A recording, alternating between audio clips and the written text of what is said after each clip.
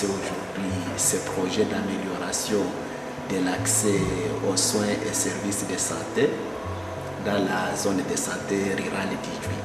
C'est un projet, un très bon projet, ambitieux effectivement, qui va contribuer à l'amélioration, n'est-ce pas, de la santé dans 14 aires de santé de la zone de santé rurale d'Idjoui.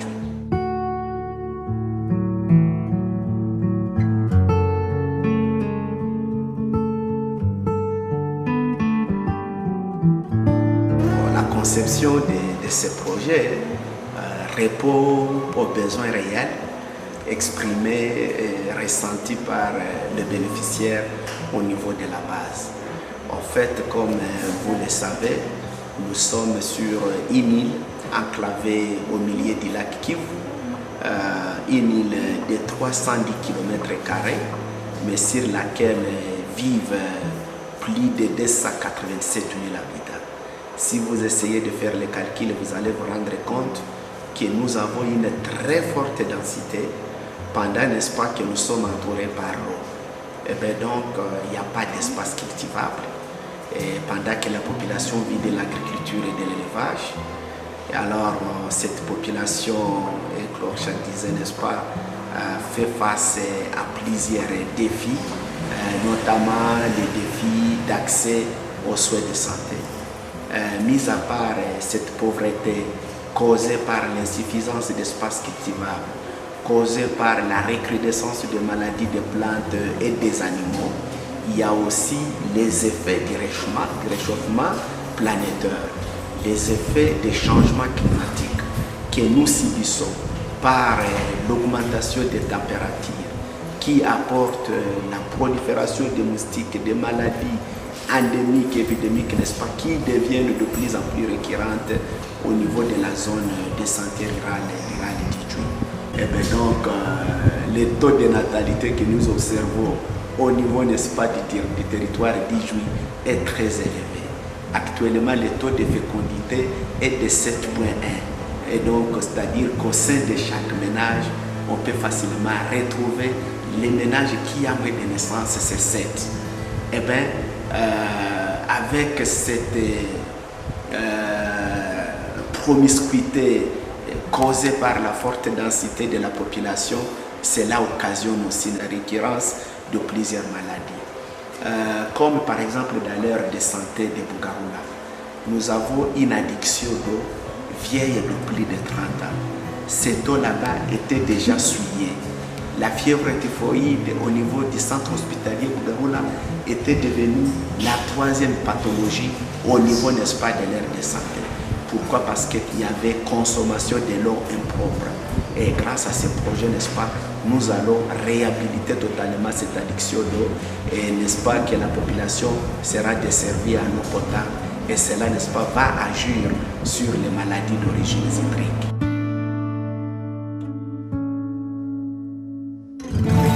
L'objectif global du projet, c'est-à-dire l'impact à long terme attendu, qui cadre parfaitement avec le plan, les objectifs poursuivis par le plan national de la santé en République démocratique du Congo, est de contribuer à l'amélioration de l'état de santé de façon à permettre à la population insulaire d'Idjoui de vivre en bonne santé et promouvoir le bien-être de tous à tout âge dans le cadre de la couverture sanitaire universelle.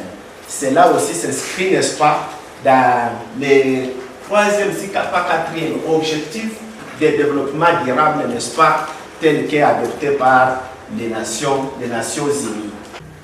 Et bien donc, les produits ou les résultats attendus, c'est-à-dire les effets à court terme, concernant les centres hospitaliers Bugarula, nous disons que donc les infrastructures des 3 centres hospitaliers, Nyakalengwa, Bugarula et Kibumba, sont améliorées d'ici donc 3 mois.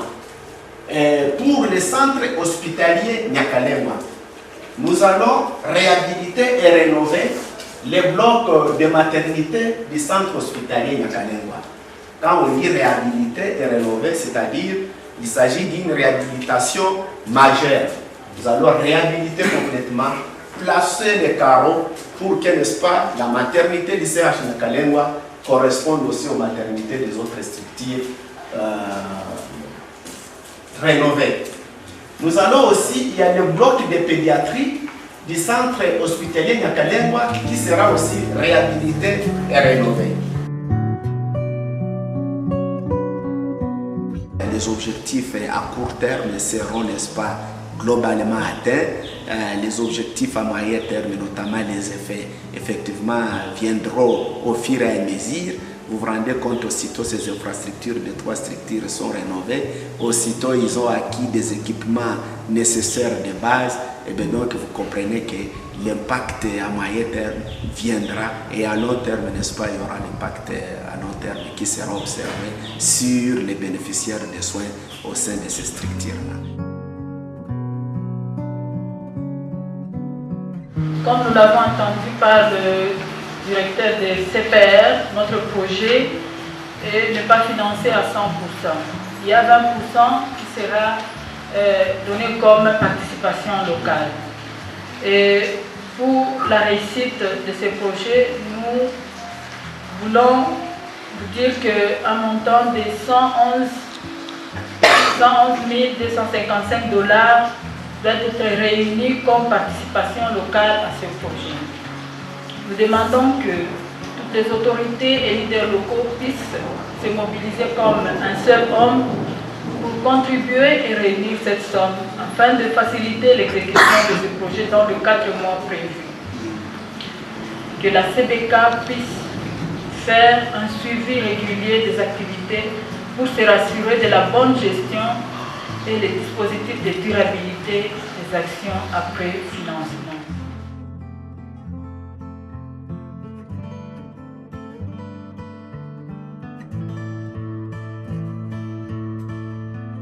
Unaona kama vile ndoto kusikia CH yetu inakuwa dote na vitu ambavyo mimi sikuwazia kama vitafanyika hapa kwetu hicho. Ninashukuru Mungu kwa hiyo. Nashukuru Mungu kupitia dire projet ambaye ni kilalo. Mungu amefanya chombo cha kugonga mahali pote ili kwamba tufikirie hii lengo ya leo, na amebisha pia amefunguliwa mlango. Hivi tunamshukuru sana sababu haiko njua mara kwanza, mara leo anafanya sasa kitu kiko special. Amegusa kusante, amegusa kumwili ya watu. Sisi kama vile shirika la raia ambao wamesema contribution yetu ni 20%, na sisi kama vile shirika la raia, yani population, na sisi tutajimobilize ili kwamba na sile 20% tuyeneze pour que wapartenere waone kama kweli na sisi tulifurahia hiki kitendo ambacho wametufanyia.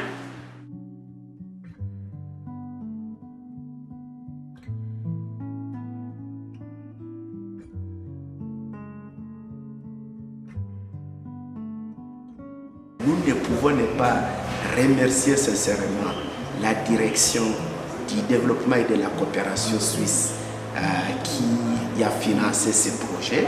C'est un projet de courte durée, mais avec tout de même un budget consistant. Pourquoi? Parce que c'est un projet de plus de 556 000 $ pendant 3 mois, n'est-ce pas? Ça n'arrive pas tout le temps, mais cela est dû à l'ampleur, n'est-ce pas, aussi des infrastructures à réhabiliter et des besoins exprimés en termes d'équipements médicaux et paramédicaux.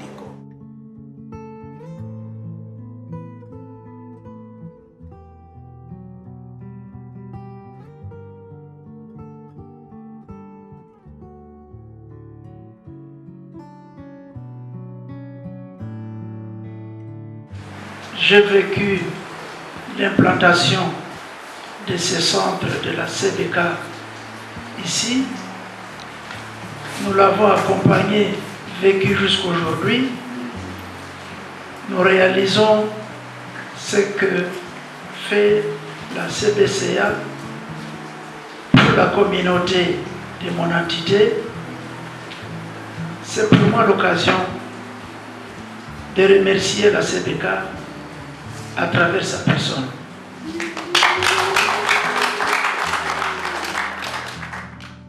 Comme il a ouvert la porte, il faut nous aider à l'exécuter avec toute la moralité.